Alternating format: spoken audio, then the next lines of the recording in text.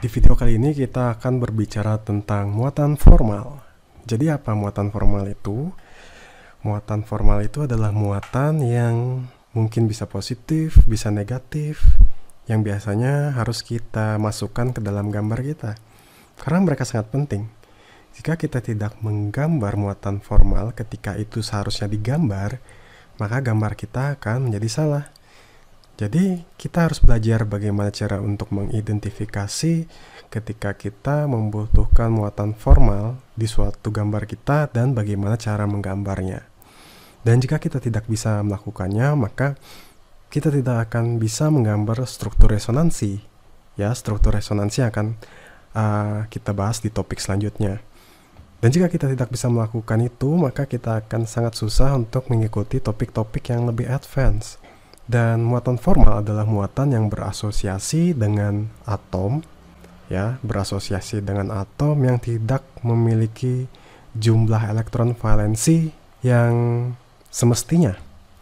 Ketika kita menghitung muatan formal di suatu atom, yang pertama harus kita ketahui adalah jumlah elektron valensi dari atom yang semestinya dia miliki. Dan ini bisa kita lihat jumlahnya di tabel periodik yang bisa kita dapat di textbook ataupun di Google ya. Dan kita bisa lihat di tiap kolomnya di tabel periodik tersebut mengindikasikan jumlah dari elektron valensi yang seharusnya dimiliki dari suatu atom. Mungkin teman-teman masih ada yang ingat apa itu elektron valensi dari kimia SMA, tapi mungkin ada beberapa yang masih tidak tahu apa itu elektron valensi. Jadi elektron valensi itu adalah elektron yang berada di shell valensi atau energi level terluar dari suatu struktur atom. Mungkin supaya lebih mudah akan saya ilustrasikan. Kita tahu bahwa atom itu adalah penyusun materi yang ada di dunia ini. Badan kita terdiri dari atom, komputer kita terdiri dari atom, dan bahkan udara yang kita hirup ini adalah atom. Jika kita zoom sekian ribu kali atau sekian ratus ribu kali, maka kita bisa melihat atom, walaupun untuk sekarang belum ada teknologi yang benar-benar bisa melakukan zooming sampai terlihat single atom yang benar-benar utuh. Tapi secara teoretikal dan memang ini sudah terbukti, atom itu terdiri dari nukleus. Nukleus ini berada di pusat atom. Jadi kita bayangkan di suatu seperti sistem tata surya ya, nukleus ini adalah matahari ya, berada di tengah. Nukleus ini terdiri dari proton maupun neutron. Proton dan neutron itu adalah partikel yang lebih kecil lagi. Yang proton memiliki muatan positif dan neutron memiliki muatan netral, makanya namanya neutron. Berapa jumlah proton dari suatu atom itu bisa kita lihat dari tabel periodik. Misalnya kita lihat saja dari atomic number atau nomor atom di tabel periodik. Misalnya untuk karbon dia memiliki nomor atomik 6, maka bisa kita katakan bahwa karbon tersebut memiliki jumlah protonnya 6 ya, yang berada di nukleus ini bersamaan dengan neutron. Kemudian kita kembali ke elektron. Elektron itu jumlahnya, jika suatu atom dalam kondisi netral, maka jumlah dari si elektron juga akan memiliki jumlah yang sama dengan jumlah proton. Nah, si elektron ini dia memiliki muatan negatif dan dia berada di sekitar nukleus ya, di suatu sistem atom. Jadi kalau kita bayangkan dia seperti planet-planet yang mengelilingi matahari. Cuma kita tidak bisa mengasumsikan bahwa elektron itu adalah partikel, karena berdasarkan eksperimen yang sudah terbukti juga bahwa partikel elektron itu memiliki dualisme, sifat dualisme. Dia bisa sebagai partikel maupun sebagai wave atau sebagai gelombang. Tapi supaya mudah saja, kalian bayangkan saja elektron itu seperti planet yang mengelilingi matahari. Dan kita tahu bahwa planet memiliki orbital ya, memiliki lintasannya sendiri untuk mengelilingi pusat tata surya, pusat matahari. Begitu pula dengan elektron yang kita sebut sebagai shell atau energi level. Kalau kita bayangkan dia memiliki bed circle ya, mengelilingi nukleus. Misalnya ini shell pertama, kemudian ini shell kedua atau energi level yang lebih tinggi. Jadi semakin tinggi shellnya, maka dia akan semakin menjauhi dari si protonnya. Kita contohkan misalnya ini adalah atom karbon, dan dari tabel periodik kita tahu bahwa dia memiliki nomor atom 6. Berarti dia memiliki jumlah protonnya 6. Maka jumlah elektronnya juga 6. Dan kita bikin di sini, di lintasannya, di shellnya, di shell pertama, energi level pertama, itu dia bisa menyimpan 2 elektron. 2 elektron. Dan di shell kedua atau energi level kedua, dia bisa menyimpan total 6 elektron. Tapi karena sudah 2 elektron di energi shell pertama, maka sisa 4-nya berada di energi level terluar. Energi level terluar inilah yang kita sebut sebagai elektron valensi ya. Elektron yang berada di energi level terluar dari suatu sistem atom. Memang dari kimia biasanya memang elektron valensi ini yang berperan dalam suatu reaksi, jadi kita fokus di elektron valensi.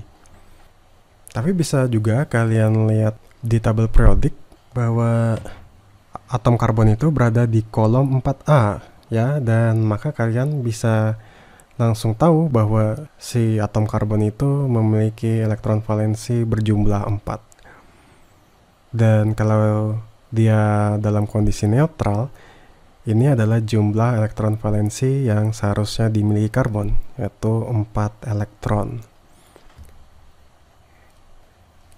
Nah, sekarang pertanyaannya adalah berapa banyak elektron yang dimiliki oleh atom digambar dan bagaimana cara kita menghitungnya.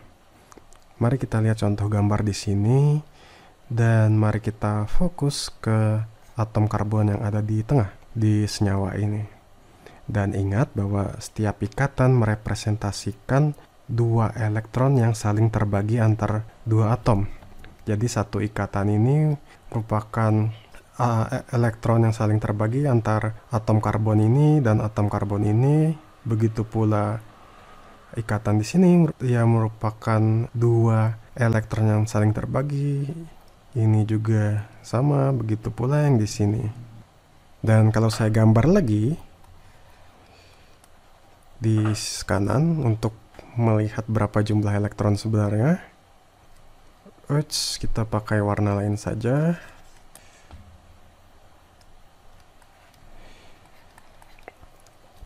Baik, karena tadi yang saya katakan bahwa ikatan itu merepresentasikan 2 elektron yang saling tersharing, maka bisa saya gambar seperti ini ya.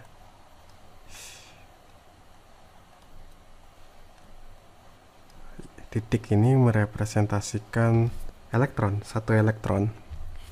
Sekarang kita hitung jumlah elektron yang mengelilingi sentral karbon ini ya, karbon yang ada di tengah ini. Kalau kita hitung berapa jumlah si elektron yang berada di sekitar karbon adalah 1, 2, 3, 4. Kita fokus di atom karbonnya.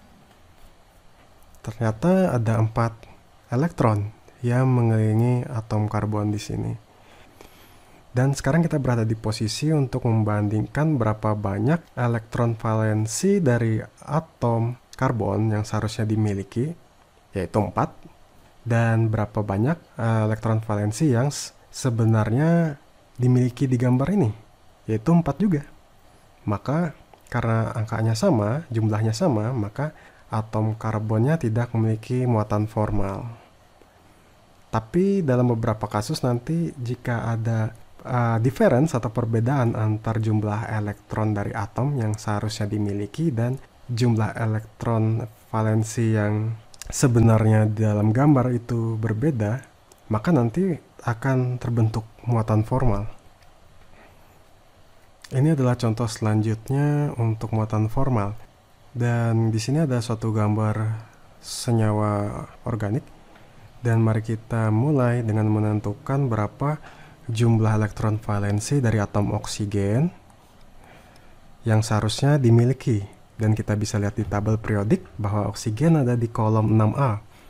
Maka bisa kita katakan bahwa atom oksigen memiliki elektron valensi berjumlah 6. Ya, elektron valensi dari oksigen adalah 6.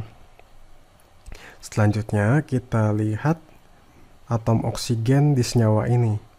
Dan mari kita hitung seberapa banyak elektron valensi yang dimiliki oleh atom oksigen yang ada di gambar ini. Dengan teknik yang seperti sebelumnya, kita split bondnya.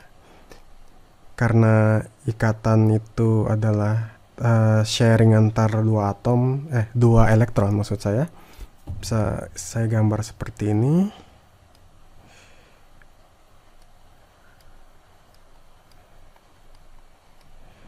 Nah, ini adalah ikatan antara oksigen dan karbon. Oke. Selain dari elektron di oksigen yang membentuk bond dengan si atom karbon di sini, si oksigen juga memiliki 3 lone pair ya sebutannya. 3 lone pair. Lone pairs. Kok huruf kecil?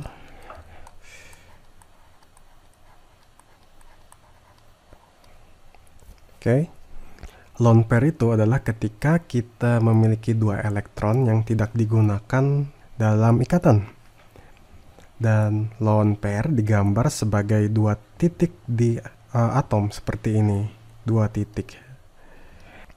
Atom oksigen yang di sini memiliki 3 lone pair ya, 1, 2, 3. Dan kita harus ingat bahwa kita menghitung lone pair itu memiliki 2 elektron. 1 lone pair, 2 elektron, 1 lone pair, 2 elektron. Begitu pula yang di sini 1 lone pair, 2 elektron. Maka kita lihat bahwa atom oksigen memiliki jumlah 7 elektron.